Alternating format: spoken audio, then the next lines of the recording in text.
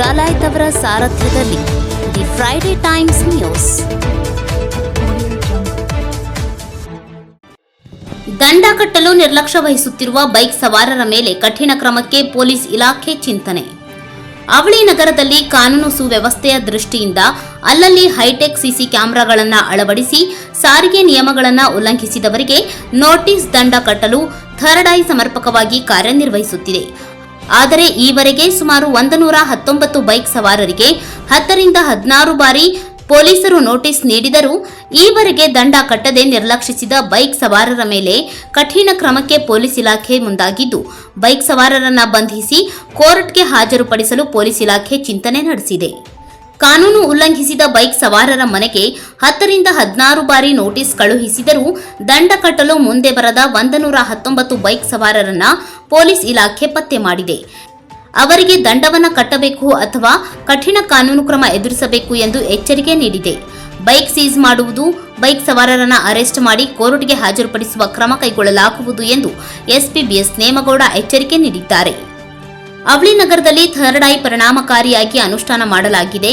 ಗದಗದ SP ಕಚೇರಿಯಲ್ಲಿ control room ಮಾಡುವ ಮೂಲಕ ಹೆಲ್ಮೆಟ್ ಇಲ್ಲದ ಬೈಕ್ ಸವಾರರ ಮನೆಗೆ ನೋಟಿಸ್ ನೀಡಲಾಗುತ್ತಿದೆ.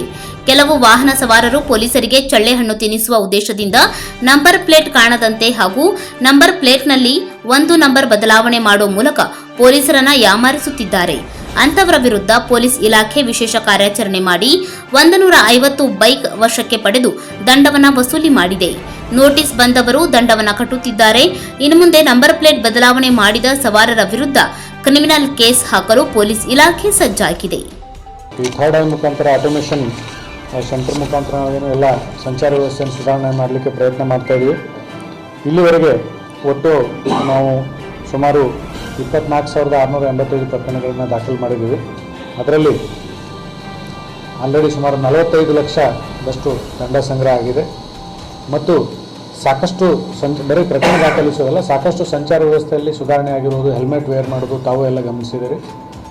ಸಾರ್ವಜನಿಕರಲ್ಲಿ ನಮ್ಮದೇನು ವಿನಂತಿ ಇದೆ ಅಂತಂದರೆ ಇದನ್ನು ಎಲ್ಲರೂ ಕಟ್ಟುನಿಟ್ಟಾಗಿ ಪಾಲಿಸಬೇಕು ಮತ್ತು ಅವರ ಒಂದು ರಕ್ಷಣೆಗೋಸ್ಕರ ನಾವು ಇದನ್ನು ಮಾಡಿದ್ದು ಅಂತ ಹೇಳಲಿಕ್ಕೆ ಇಷ್ಟಪಡ್ತೀವಿ. ಅಪರಾಧ ಗೌರವಾನ್ವಿತ ಸಚಿವರು ಕೂಡ ಅವರ ಸ್ಪೀಚಲ್ಲಿ ಇವಾಗ ಹೇಳಿದರು, ಇದರಿಂದ ನಮಗೆ ಗದಗ ಬೆಟಗೇರಿ ಅವಳಿ ನಗರದಲ್ಲಿ ಸಂಚಾರ ಸುವ್ಯವಸ್ಥೆ ಸುಧಾರಣೆ ಬಗ್ಗೆ, ಅಪರಾಧ ತಡೆಗಟ್ಟಲಿಕ್ಕೆ ಮತ್ತು ಕಾನೂನು ಸುವ್ಯವಸ್ಥೆ ಕಾಪಾಡಲಿಕ್ಕೆ ಸಾಕಷ್ಟು ಅನುಕೂಲ ಆಗ್ತಾ ಇರೋದ್ರ ಬಗ್ಗೆ ನಮಗೆ ಈಗ ಆಲ್ರೆಡಿ ಅನುಭವಕ್ಕೆ ಬಂದಿದೆ.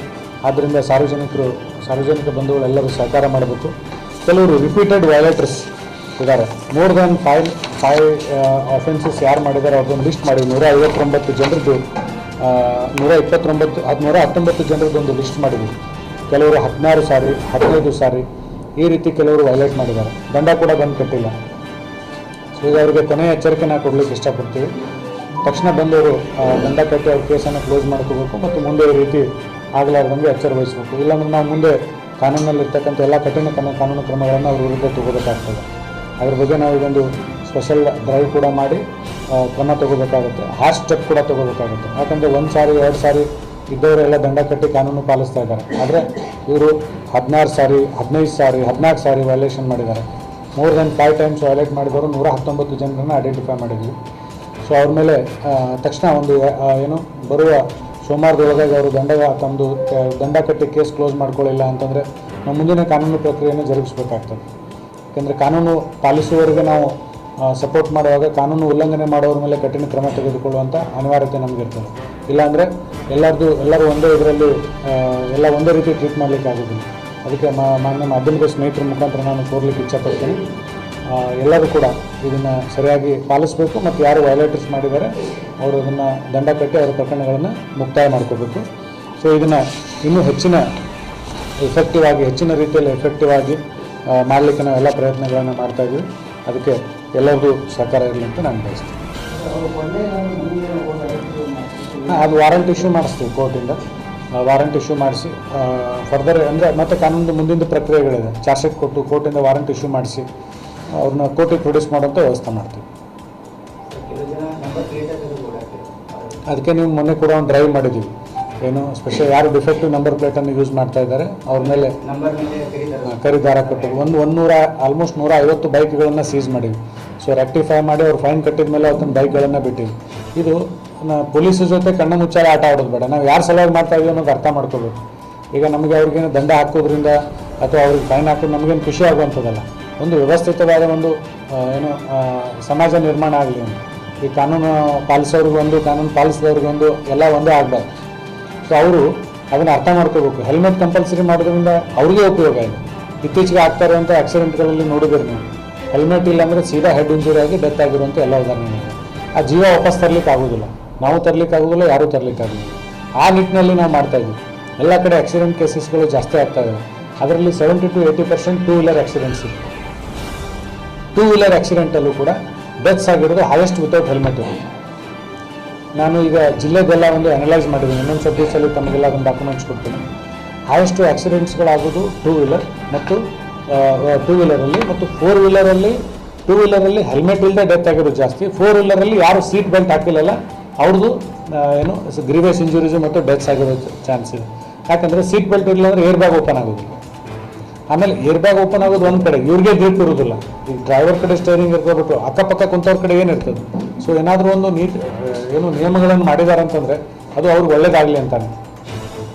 ಸೊ ಈ ವರ್ಷ ನಾವು ಇದನ್ನು ವಿಶೇಷವಾಗಿ ಆಕ್ಸಿಡೆಂಟನ್ನು ಪ್ರಿವೆಂಟ್ ಮಾಡಲಿಕ್ಕೆ, ಈ ಪ್ರಾಪರ್ಟಿ ಅಫೆನ್ಸ್ಗಳನ್ನು ಪ್ರಿವೆಂಟ್ ಮಾಡಲಿಕ್ಕೆ ಹೇಗೆ ನಾವು ಒಂದು ವಿಶೇಷ ಪ್ರಯತ್ನ ಮಾಡ್ತಾ ಇದ್ದೀವಿ, ಅದೇ ರೀತಿ ಆಕ್ಸಿಡೆಂಟ್ಗಳನ್ನು ಕಡಿಮೆ ಮಾಡಲಿಕ್ಕೆ, ಸಾರ್ವಜನಿಕರ ಜೀವಗಳನ್ನು ರಕ್ಷಣೆ ಮಾಡಲಿಕ್ಕೆ ಅದು ಕೂಡ ಒಂದು ವಿಶೇಷ ಟಾಸ್ಕನ್ನು ಈ ವರ್ಷ ನಾವು ತಗೋತಾ ಇದ್ದೀವಿ ಗದಗ ಜಿಲ್ಲಾ ಪೊಲೀಸ್ ವತಿಯಿಂದ. ಆಲ್ರೆಡಿ ನಾವೊಂದು ಎಲ್ಲ ಡಾಟಾ ಹೋದ ವರ್ಷದ್ದು ಲಾಸ್ಟ್ 3 years ಎಲ್ಲ ಡಾಟಾ ಅನಲೈಸ್ ಮಾಡಿ ಒಂದು ರಿಪೋರ್ಟ್ ಮಾಡ್ಕೊಂಡಿದ್ದೀವಿ. ಎಲ್ಲೆಲ್ಲಿ ರಿಪೀಟೆಡ್ಲಿ ಆಕ್ಸಿಡೆಂಟ್ಸ್ ಆಗಿದೆ, ಯಾವ ಥರದ ರೋಡಲ್ಲಿ ಆಗಿದೆ, ಯಾವ ಥರದ ಗಾಡಿಗಳಾಗಿದೆ, ಯಾವ ಸಮಯದಲ್ಲಾಗಿದೆ, ಏನು ರೀಸನ್ಸ್ ಇರ್ಬೋದು, ಎಲ್ಲ ಒಂದು ರಿಟೇಲ್ ರಿಪೋರ್ಟ್ ರೆಡಿ ಮಾಡಿಕೊಂಡು ಆ ಪ್ರಕಾರ ನಾವು ಅದೇನು ನಮ್ಮದು 3 E's ಅಂತ ಇದೆ. ಅದು ಎಜುಕೇಷನ್ ಇರ್ಬೋದು, ಎಂಜಿನಿಯರಿಂಗ್ ಇರ್ಬೋದು ಮತ್ತು ಎನ್ಫೋರ್ಸ್ಮೆಂಟ್ ಇರ್ಬೋದು. ಆ 3 ಆ್ಯಂಗಲಲ್ಲಿ ನಾವು ಮಾಡಲಿಕ್ಕೆ ಪ್ರಯತ್ನ ಮಾಡ್ತಾಯಿದ್ವಿ. ಇದೆಲ್ಲ ಮಾಡ್ತಾ ಇರೋದು ನಾಗರಿಕರ ಸುರಕ್ಷತೆ ಸಲುವಾಗಿ, ಅವ್ರಿಗೆ ಒಳ್ಳೆಯದಾಗಲಿ ಅಂತ. ಪೊಲೀಸ್ ವ್ಯವಸ್ಥೆ ಇರೋದು ಸಾರ್ವಜನಿಕರ ಸಲುವಾಗಿ. ಅವರು ಕಾನೂನು ಪಾಲಿಸಿದರೆ ಅವ್ರಿಗೆ ಒಳ್ಳೆಯದು. ಅವ್ರಿಗೆ ಒಳ್ಳೇದಾದರೆ ಅದು ನಮಗೆ ಖುಷಿ. ಅಂದರೆ ಒಂದು ಜನರಿಗೆ ಒಳ್ಳೇದಾಯ್ತಲ್ಲ ಅಂತೇಳಿ ನಾವು ಖುಷಿ ಪಡ್ತೀವಿ. ಆ ನಿಟ್ಟಿನಲ್ಲಿ ಎಲ್ಲರೂ ಸಹಕಾರ ಮಾಡಬೇಕು. ದಯವಿಟ್ಟು ಎಲ್ಲ ಇದ್ರ ಬಗ್ಗೆ ತಾವು ಕೂಡ ಒಂದು ಜಾಗೃತಿ ಆಲ್ರೆಡಿ ಸಾಕಷ್ಟು ಮೂಡಿಸಿದರೆ ಈ ನಿಟ್ಟಿನಲ್ಲಿ ತಾವು ಕೂಡ ಎಲ್ಲ ಪ್ರಯತ್ನ ಮಾಡಬೇಕಂತ ನಾನು ವಿನಂತಿ ಮಾಡ್ತೀನಿ. ಹಾಂ, ಈಗ ನೆಕ್ಸ್ಟ್ ಆಲ್ಮೋಸ್ಟ್ 1 ವೀಕಲ್ಲಿ ನಾವೇನು ಮಾಡ್ತಾಯಿದ್ದೀವಿ ಅಂದರೆ ಎಲ್ಲ ತಾಲೂಕಾ ಪ್ಲೇಸಸ್ ಇದೆ ಅಲ್ಲಿ ಈಗ ಇದೆ ಸೇಮ್ ಎನ್ಫೋರ್ಸ್ಮೆಂಟ್. ಈಗ ನಾವು ಇಲ್ಲಿ ಮಾಡ್ತಾಯಿದ್ವಿ ಇದನ್ನೇ ನಾವು ಕ್ಯಾಮ್ರಾಗಳನ್ನು ಈಗ ಪ್ರಥಮ ಹಂತವಾಗಿ ಎಲ್ಲ ತಾಲೂಕಾ ಪ್ಲೇಸ್ಗಳಲ್ಲಿ ಮತ್ತು ನಮ್ಮ ಪೊಲೀಸ್ ಸ್ಟೇಷನ್ ಹೆಡ್ ಕ್ವಾರ್ಟರ್ಸ್ ಇದೆ ಅಲ್ಲೆಲ್ಲ ಕಡೆಗೆ ನಾವು ಕ್ಯಾಮ್ರಾ ಇನ್ಸ್ಟಾಲ್ ಮಾಡ್ತಾಯಿದ್ವಿ. ಹಾರ್ಡ್ಲಿ 1 week to 10 days ಅದನ್ನು ಕೂಡ ಆಪರೇಷನಲ್ ಮಾಡ್ತೀವಿ. ಈಗ ಪ್ರೊಸೆಸ್ಸಲ್ಲಿದೆ. ಸೊ ಎಂಟೈರ್ ಡಿಸ್ಟಿಕ್ಕನ್ನು ನಾವು ಇದರಲ್ಲಿ ಕವರ್ ಮಾಡ್ಕೊಳ್ಳೋ ಪ್ಲ್ಯಾನ್ ಮಾಡಿಕೊಂಡು ಮಾಡ್ತಾಯಿದ್ದೀವಿ. ಸೊ ಇದನ್ನು ಗದಗ ಬೆಟಗೇರಿಯಲ್ಲಿ ಆಗ್ತಾಯಿದೆ. ಇದೆಲ್ಲ ಟೌನ್ಗಳಿಗೂ ನಾವು ಇದನ್ನು ಎಕ್ಸ್ಟೆಂಡ್ ಮಾಡ್ತೀವಿ ಸ್ಟೆಪ್ ಬೈ ಸ್ಟೆಪ್. ಈಗ ಒಂದು ಸ್ವಲ್ಪ ಹಂತದಲ್ಲಿ ಈಗ ಒಂದು ಹಾರ್ಡ್ಲಿ 8 to 10 days ಸ್ಟಾರ್ಟ್ ಮಾಡ್ತೀವಿ.